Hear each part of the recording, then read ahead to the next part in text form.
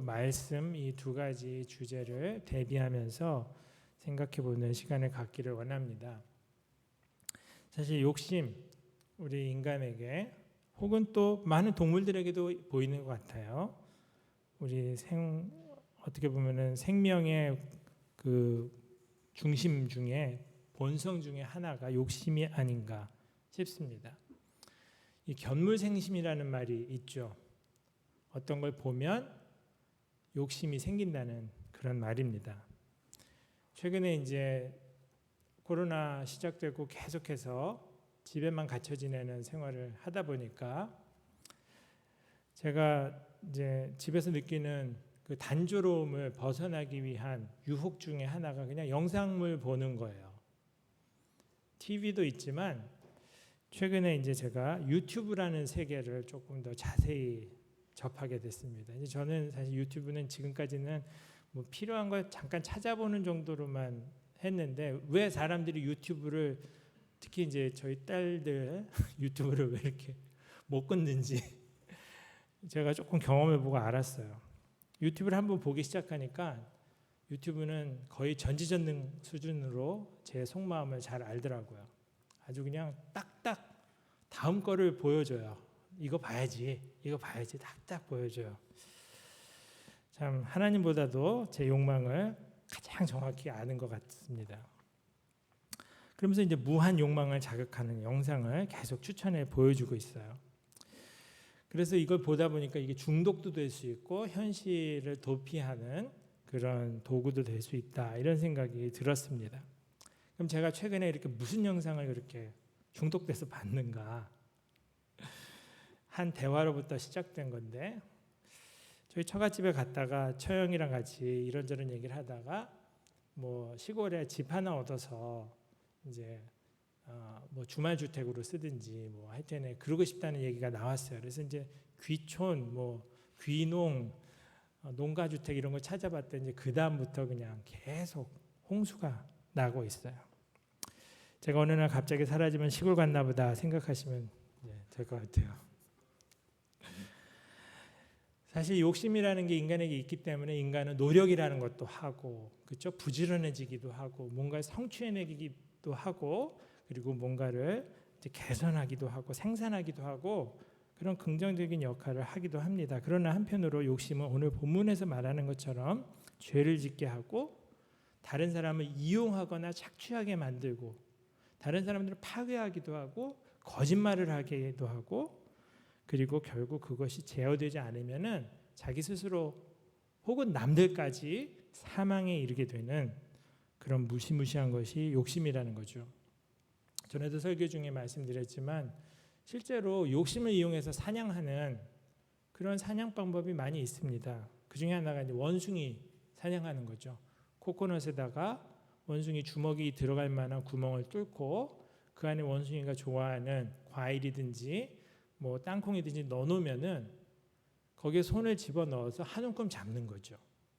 그럼 이게 안 빠지게 돼 있습니다. 이걸 놓으면은 쑥 빠지는데 절대 못 빼는 거죠. 그때 이제 사람이 달려와서 잡으면은 이 무거운 거를 들고 도망가는 거에 제약이 생겨서 아주 쉽게 잡힌답니다.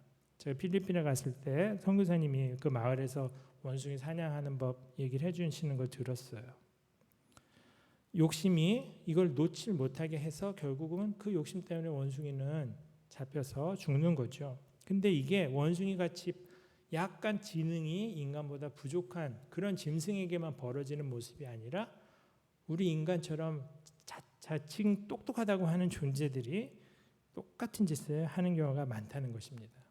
자기를 파멸에 이르게 하는 욕심에 사로잡혀 있는 인간이 많다는 거죠.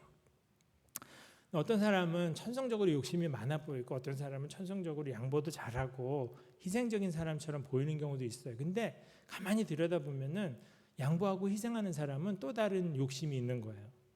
남에게 인정받고 칭찬받고 싶은 욕심. 그 물질욕하고는 다르지만 그것도 또 욕심이거든요. 그래서 건강하지 않은 사람으로 사는 경우들이 종종 있습니다. 이 욕심이라는 거, 그 내용만 다를 뿐, 또 사람마다 이렇게 정도 차이만 있을 뿐 모두에게 있는 고민이고, 사실 정직하게 자기를 돌아보기 시작하면 자기 안에 아주 심각하게 도사리고 있는 괴물 같은 존재라는 것을 우리가 알게 되는 것입니다. 뭐 여러 직업들이 인간의 욕심을 적나라하게 보게 되지만 그 중에 하나가 이제 법률, 변호사 이런 전공한 사람들이 그런 직업군들이 인간의 욕심을 아주 현장에서 적나라하게 보는 것 같아요. 인간의 욕심은 법이라든지 이런 강제하는 수단이 없이는 계속해서 무한 나아가기 때문에 굉장히 어려운 일들을 많이 겪게 된다는 것이죠. 창세기 한번 3장 6절과 7절을 보겠습니다. 창세기 3장 6절과 7절 제가 읽겠습니다. 여자가 그 나무를 본즉 먹음직도 하고 보암직도 하고 지혜롭게 할 만큼 탐스럽기도 한 나무인지라 그 여자가 그 열매를 따먹고 자기와 함께 있는 남편에게도 주매 그도 먹은지라 이에 그들의 눈이 밝아져 자기들이 벗은 줄을 알고 무화과 잎을 엮어 치마로 삼았더라.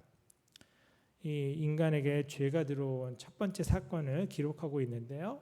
보는 것에서부터 유혹이 시작되었습니다.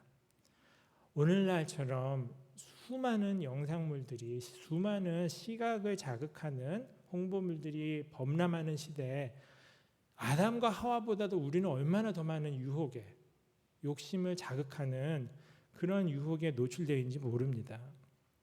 정말 끊임없는 그런 세상의 이런 영상물들이 우리를 욕망의 존재로 계속 강화시켜 주죠. 심지어는 욕망을 정당화하기도 합니다. 인간이 그런 욕심과 욕망으로 똘똘 뭉쳐있는 존재이기 때문에 우리는 이런 엄청난 발전과 성과를 이뤘다. 자꾸 소비해야 된다. 그래야 경제가 돌아가고 그래야 우리가 더 풍요한 세상을 누릴 수 있다. 이렇게 욕심을 미화하는 시대를 살고 있습니다.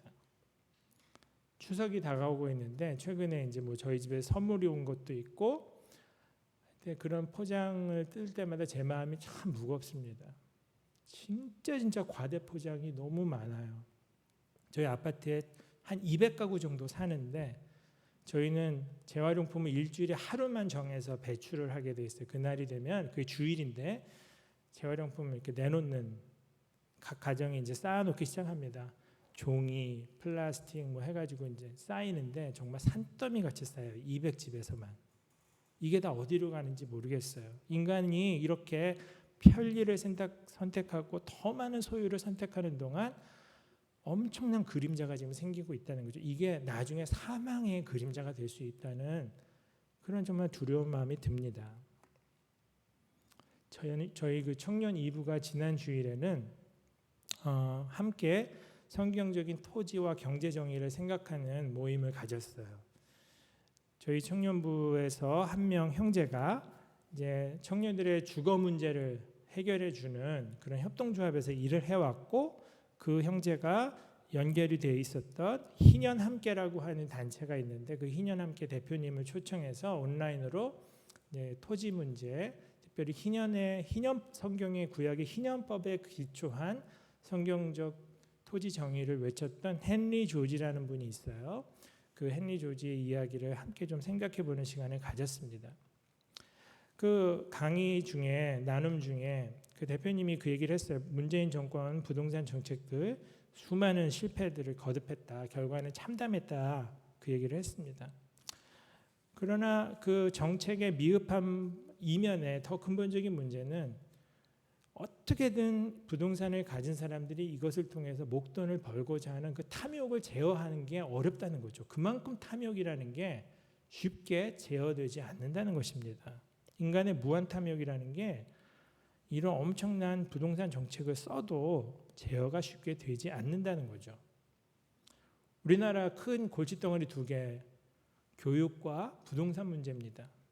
이거 두 개는 정말 제가 젊을 때부터 계속 얘기 나오던 문제인데 지금까지 해결이 안 되고 더 악화되고 있는 문제입니다. 이 둘 다 탐욕이 굉장히 작용하고 있는 영역이죠. 그리고 이 두 가지 문제가 대한민국에서 가장 첨예하게 문제가 되고 있는 지역이 바로 강남입니다. 강남에는 최대 종교군이 개신교예요. 개신교인들 중에 집 갖고 건물 가진 건물주들이 많이 있습니다. 지난주에 강의 중에 그 희년함께 대표님이 대천덕 신부님 말씀을 하셨어요. 우리나라의 헨리 조제 사상을 많이 전파하고 성경적으로 토지 정의를 회복해야 한다는 얘기를 많이 하신 분이 대천덕 신부님의 예수원의 고인이 되셨지만 이제 그 아들 벤토리 그분이 이제 계속 이어서 그 일을 하고 계신데, 이 대천덕 신부님이 조용기 목사님 이번 주간에 돌아가셨죠. 조용기 목사님 생전에 담임 목사실 때 순복음교회 몇 번 초대된 적이 있으셨답니다. 근데 오셔가지고 교인들에게 설교하고 메시지 하실 때 부동산으로 돈 벌지 말라는 얘기를 자꾸 하시니까 부동산으로 돈 벌고 있던 분들이 불편했던 거예요. 그래서 그 다음부터는 대천덕 신부님을 더 이상 부르지 않게 됐다는 거예요. 교회가 내 탐욕을 건드리지 않을 때는 괜찮은데 내 탐욕에 거슬리는 얘기를 하면 밀쳐내는 거죠. 왜 남들은 다 부동산 가지고 돈 벌고 이게 적정 시세인데 왜 그런 거 나도 받는 게 뭐가 문제냐, 이제 그런 생각들을 하는 거죠. 코로나 시대가 되면서 자영업자들의 고통이 굉장히 컸는데 건물주들은 그 일부는 뭐 세를 깎아주기도 하고 그다음에 조금 미루어서 나중에 받기도 하고 그런 융통성을 보여주고 자비를 베풀기도 했지만, 제가 얼마 전에 자영업자들의 고통을 다루는 TV 프로그램을 봤는데 정말 죽을 지경으로 괴로운 그 자영업자들에게 정확히 계속 돈을 요구하고 세를 받아가는, 그래서 결국은 그 사람들이 문을 닫고 파산할 수밖에 없는 그런 고통으로 내모는 건물주들의 모습이 나왔습니다. 사실 예수를 믿는다는 거 뭘까요? 여기 와서 우리가 또 이 화면 앞에서 하나님을 찬양하고 그럴 때 크리스찬이라고 우리가 정체성을 확인할지 모르겠어요. 그러나 우리의 신앙이라는 것은 어느 순간에 가장 정확히 드러나냐면 나한테 대항할 수 없는 약한 사람을 대하는 태도에서 드러나는 겁니다. 우리한테 영향을 줄 수 있는 힘 있는 사람에게 잘하는 것은 누구나 할 수 있는 일이에요. 아부도 할 수 있고 그 사람한테 잘 보일 수도 있어요. 그 사람 좋은 사람일 경우에 내가 얼마든지 기꺼이 잘할 수 있어요. 그러나 우리한테 반항하거나 저항하거나 그럴 수 없는 힘없는 사람들을 내가 어떻게 대하느냐, 약자를 어떻게 대하느냐, 그게 우리 신앙의 가장 선명한 척도 중에 하나라는 것입니다. 건물주인분들, 그런 의미에서 내가 이 부동산으로 벌어들이는 수입이 너무나 남에게 고통이 되지 않는가 한 번쯤 멈춰 생각해 볼 필요가 있다는 거죠. 예수를 믿는다는 것은 결국 그래서 내 욕망대로 살지 않겠다는 결단인 것입니다. 내가 욕심덩어리지만 내가 이 욕망대로만 살지 않겠다고 결단하고 오히려 말씀을 따라 주님의 뜻을 따라 주님이 가신 길을 따라 살겠다고 하는 것입니다. 근데 그게 참 어렵죠. 로마서 7장 21절부터 4절입니다.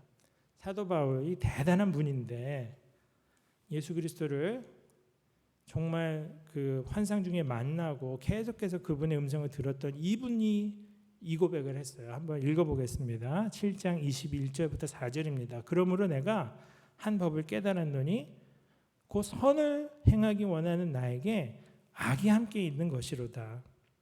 내 속사람으로는 하나님의 법을 즐거워하되 내 지체 속에서 한 다른 법이 내 마음의 법과 싸워 내 지체 속에 있는 죄의 법으로 나를 사로잡는 것을 보는도다. 오호라, 나는 공고한 사람이로다. 이 사망의 몸에서 누가 나를 건져내랴. 인간이 이처럼 자기가 원하는 선한 의지로만 인생이 척척 사라지지 않는 이 갈등과 고뇌를 심지어 사도 바울도 이렇게 했다는 것이죠. 최근에 뉴스에 크게 나왔던 한 인물이 있습니다. 강윤성이라는 전자발찌를 차고 출소했던 사람의 이야기예요.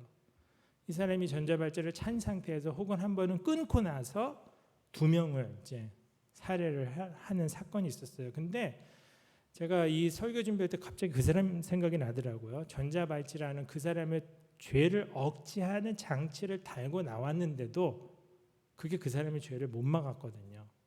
근데 그 사람이 그 전자발찌를 차고 했던 범죄는 요 살인 사건 2개만이 아니었더라고요. 5월부터 8월 사이에 수많은 여성들을 30명 정도 되는 피해자가 발생을 했는데 수많은 여성들을 강도짓을 했어요. 추행을 하고 여성들이 밤늦게 혼자 차에서 내릴 때 그 차에 달려들어가지고 얼마나 공포스러웠을까요?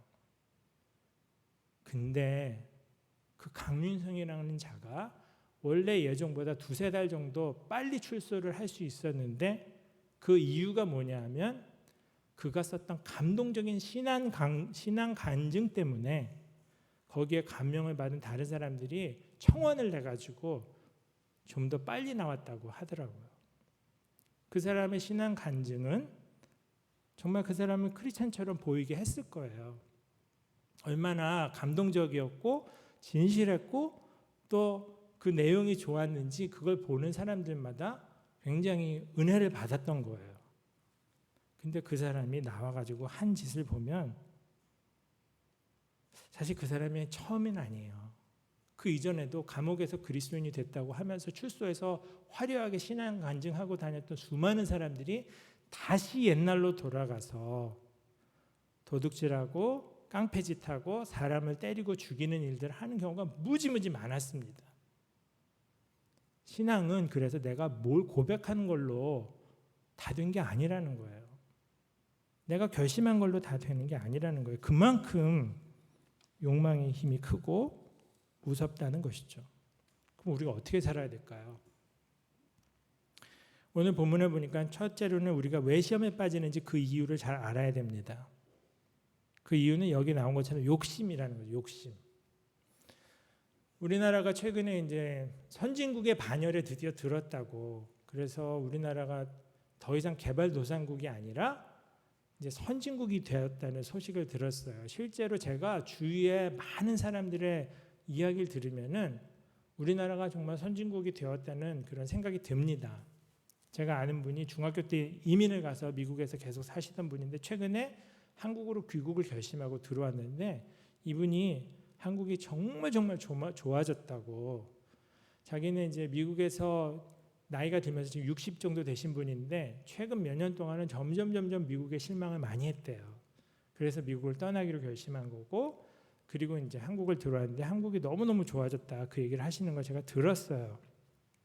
그러나 한국이 여전히 문제 있는 거 많은데 그 중에 하나가 사기 범죄가 OECD 국가 중에 1위라고 합니다. 일본에 비해서 한 10배 정도 우리나라가 사기 범죄가 많대요. 제가 주변에 한 2-3명 정도 보이스 피싱 때문에 큰 고통당하는 경우를 봤거든요. 그거 너무너무 참 안타깝더라고요. 이제 돈을 뺏긴 것도 뺏긴 거지만 그 참담함 때문에 겪는 고통이 굉장히 큰 것을 보았습니다.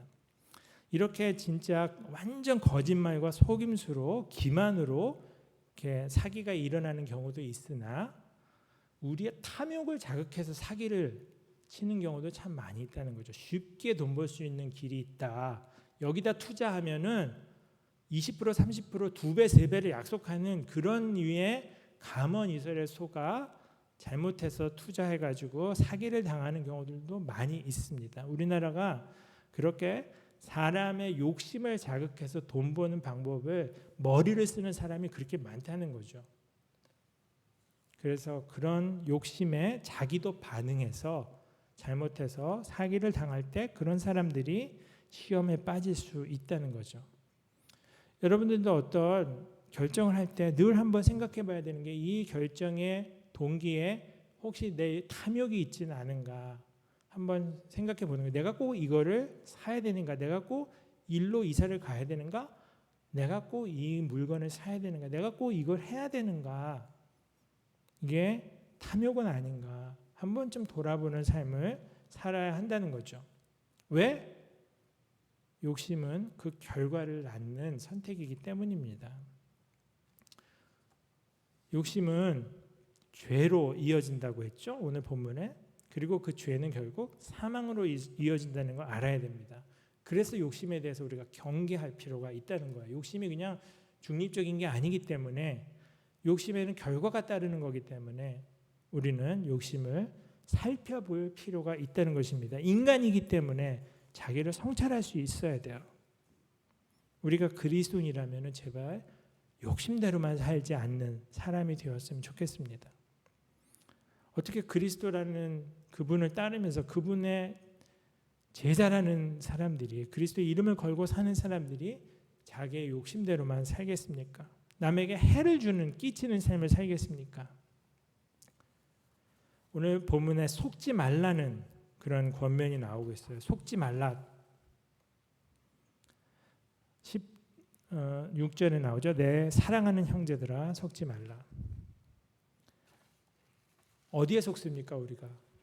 세상이 더 현명하고 지혜롭고 세상의 방식대로 살아야 나도 인정받을 것 같고 나도 일확천금 누릴 것 같고 남들 다 비트코인하고 남들 다 부동산 투자하고 갭 투자하는 사이에서 나는 안 그렇게 사는 게 바보처럼 느껴지면서 초라하게 느껴질 때 그때 이제 우리가 속고 있다는 거죠. 그게 멋진 삶이고 그게 이 땅에서 꼭 살아가야 하는 삶의 표준처럼 애들은 몇 살부터 뭐 어디를 보내야 되고 이것도 다 우리에게 엄청난 압박으로 작용하는 육아 중에 겪는 유혹입니다.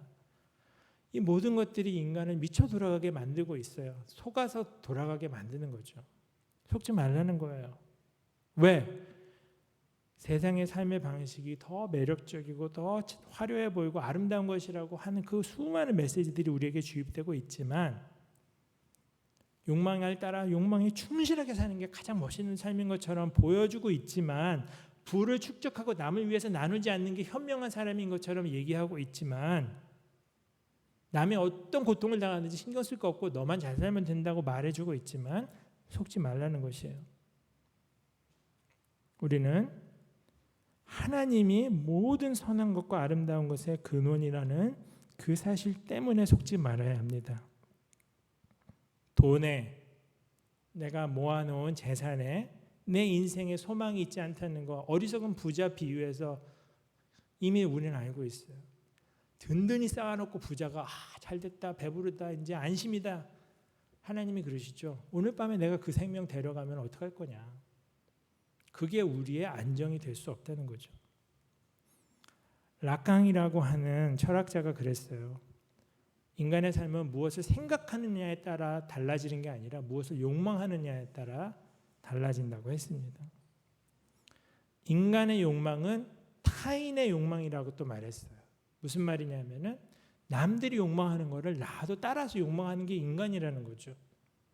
그래서 욕망은 기본적으로 모방인 거예요. 모방. 남들이 하고자 하는 것을 나도 하고 싶어 하는 마음. 그래서 세상이 제시하는 가치관, 세상이 보여주는 삶의 모습이 우리에게 그렇게 힘든 압박으로 작용하는 이유가 있어요. 모방. 남들의 욕망을 따라서 하고 싶어하는 우리 인간 깊은 곳에 있는 남들이 인정받아 나도 인정받고 싶어. 나도 뜨고 싶어.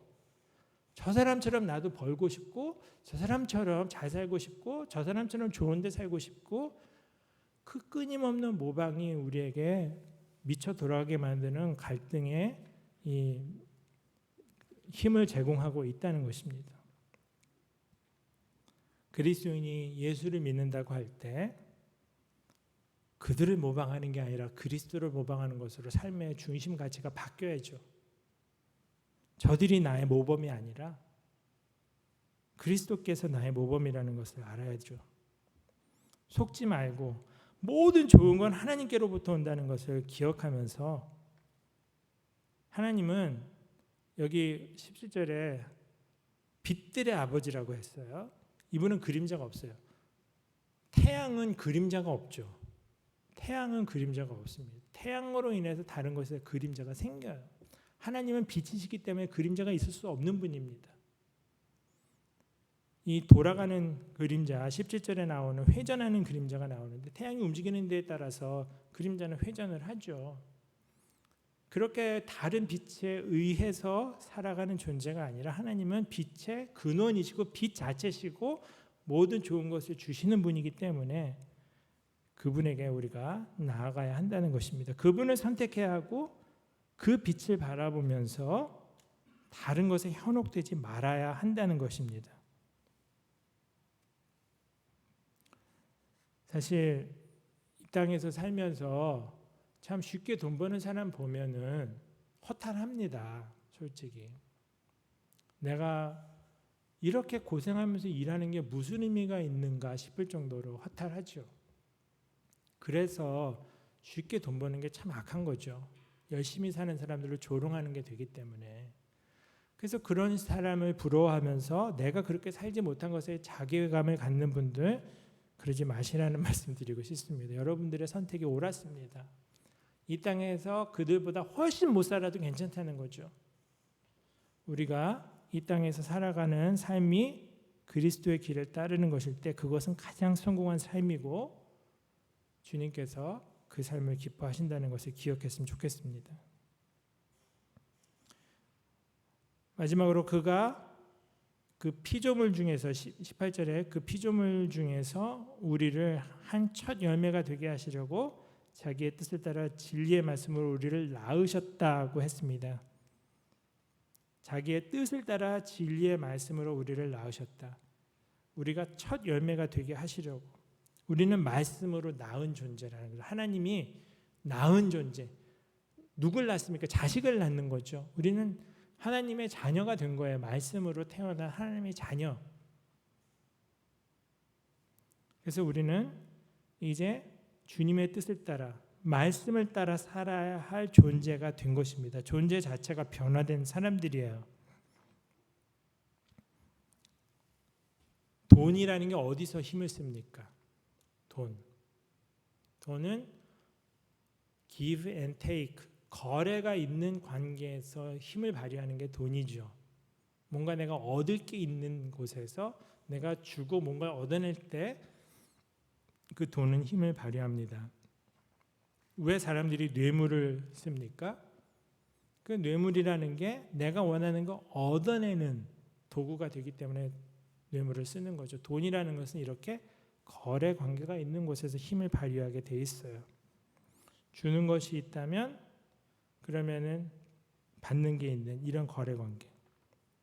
돈은 그래서 우리 인생의 모든 관계를 거래 관계로 전락시켜 버리는, 왜곡시켜 버리는 그런 특징이 있어요. 돈은 이런 거래 관계에서 주인 노릇을 하기 시작합니다.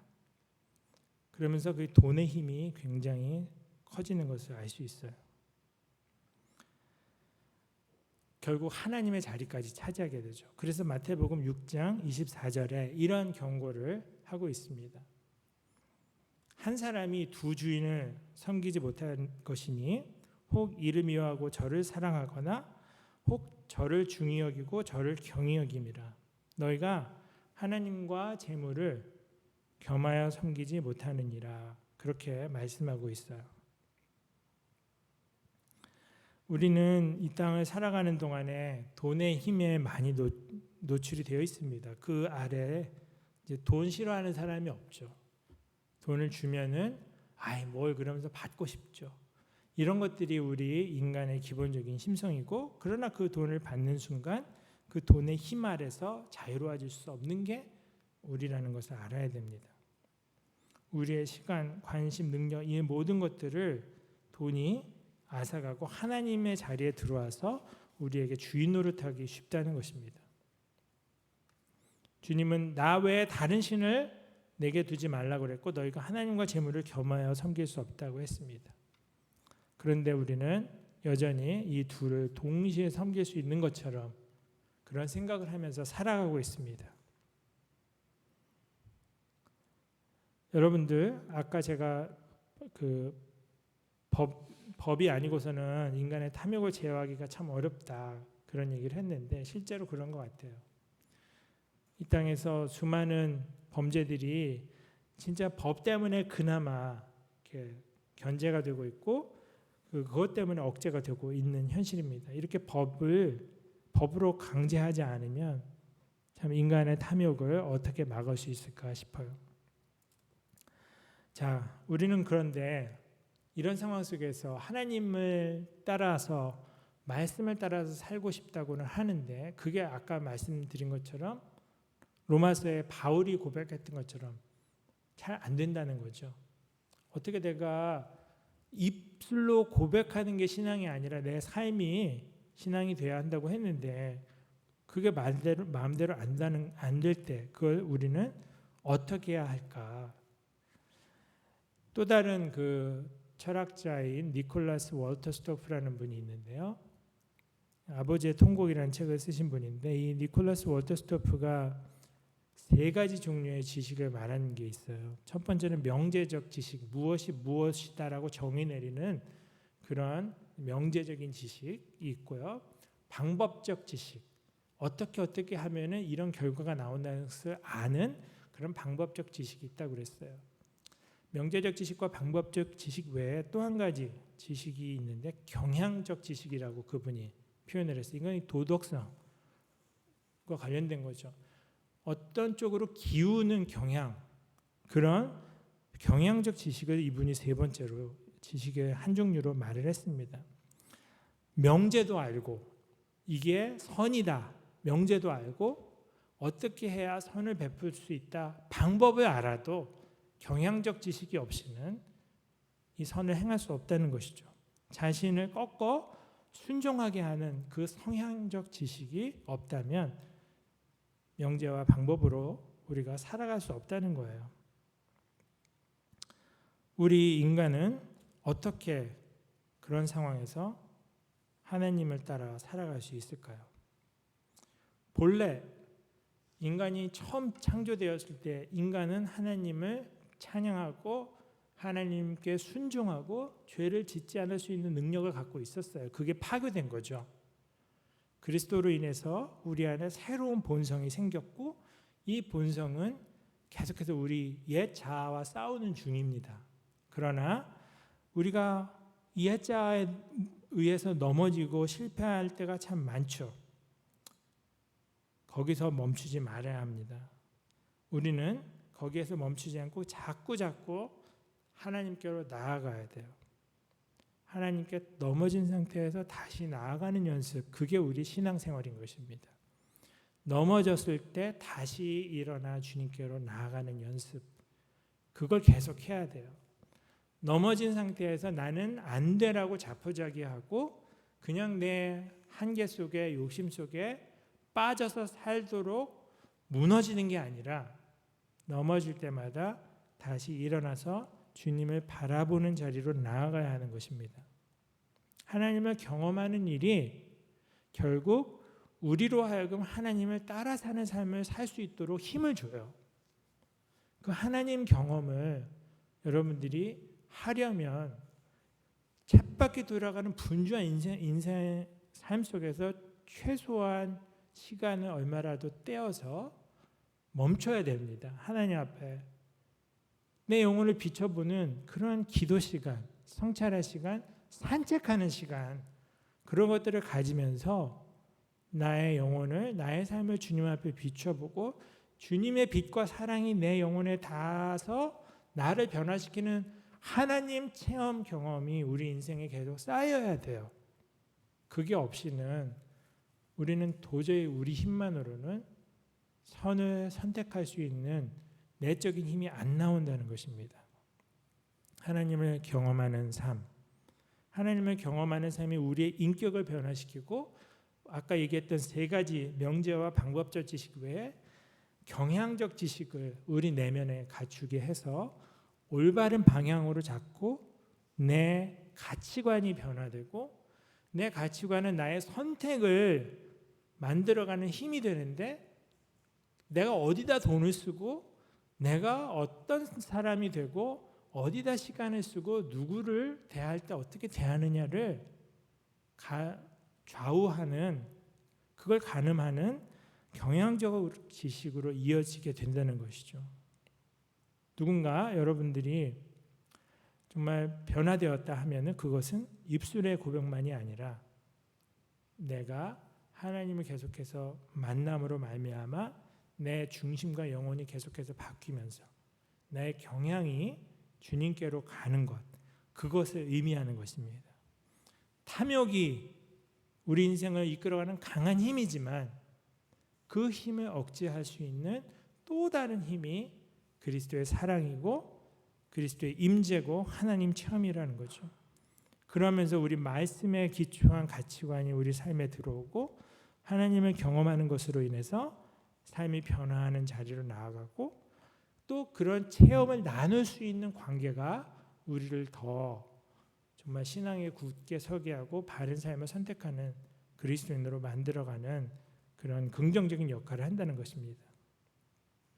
여러분들은 그래서 그런 하나님을 만난 경험을 나누는 그룹을 만들어가고 또 그런 그룹의 만남 속에서 그런 일들을 하는 역할을 했으면 좋겠어요.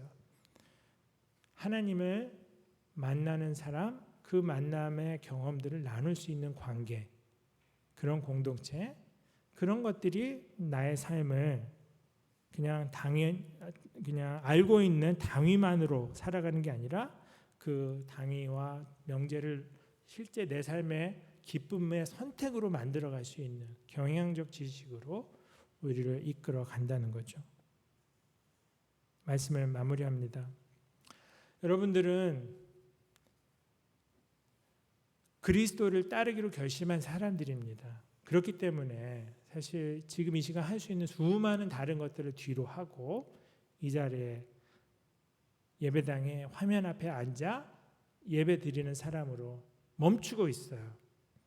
그러나 공적인 자리에서뿐만 아니라 개인적으로도 자주 멈추어서 하나님을 기억하고 하나님의 임재 안에 머무는 연습을 계속하시길 바랍니다. 그 시간을 꼭 확보하시기를 바랍니다. 없다고요? 아닐걸요. 여러분 핸드폰 들고 TV 틀고 30분, 1시간, 2시간 쉽게 허송세월하는 경험들 많이 합니다.